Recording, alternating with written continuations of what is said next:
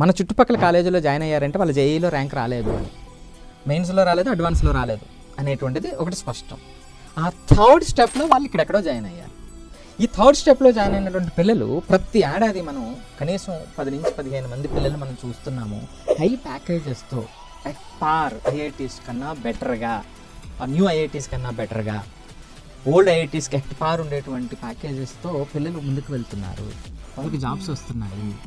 అంటే నేను ఎందుకు చెప్పానంటే అండి ఎగ్జాంపుల్, ఆ సందర్భంలో వాళ్ళు ఫెయిల్ అయి ఉండొచ్చు.